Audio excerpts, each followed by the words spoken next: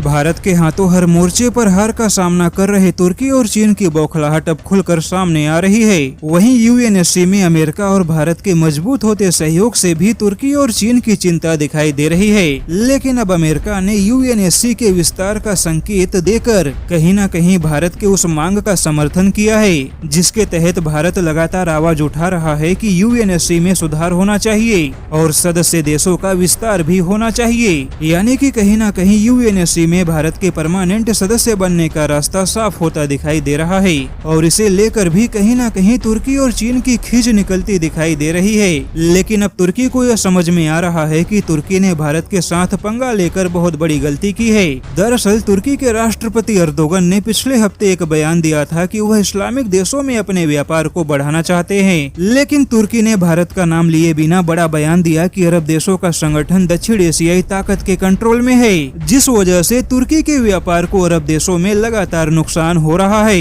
Erdogan ने आरोप लगाया कि सऊदी अरब की वजह से अरब देशों में भ्रम पैदा हुआ है और अरब देशों का संगठन बिखर गया है, जिस वजह से दक्षिण एशिया की ताकत यानी कि भारत को अरब देशों में अपना प्रभाव बढ़ाने का मौका मिला। यानी कि अर्दोगन यह कहना चाहते हैं कि भारत तुर्की के व्यापार को नुकसान पहुंचा रहा है। वैसे बता दें कि इससे पहले भी तुर्की ने कई बार यह आरोप लगाया है कि भारत ने कई बार तुर्की को मिलने वाली फंडिंग को प्रभावित किया है। लेकिन अगर इस खबर को भारत के नजरिए से देखा जाए तो यह भारत की अपनी मजबूत कूटनीति का ही नतीजा है कि आज भारत बिना किसी बयानबाजी के तुर्की को उसी की भाषा में जवाब दे रहा है। वहीं अगर गौर से देखा जाए तो भारत ने अपने किसी भी दुश्मन को माफ नहीं किया, क्योंकि पहले भारत ने पाकिस्तान के प्रति दुनिया के समर्थन और सहानुभूति को खत्म किया, उसके बाद वैश्विक मंचों पर चीन के प्रभाव को कम किया और अब तुर्की को भी अपने व्यापार के डूबने की चिंता सता रही है। यानी कि आज अकेला भारत, तुर्की, चीन और पाकिस्तान तीनों ही दुश्मनों को करारा जवाब दे रहा है।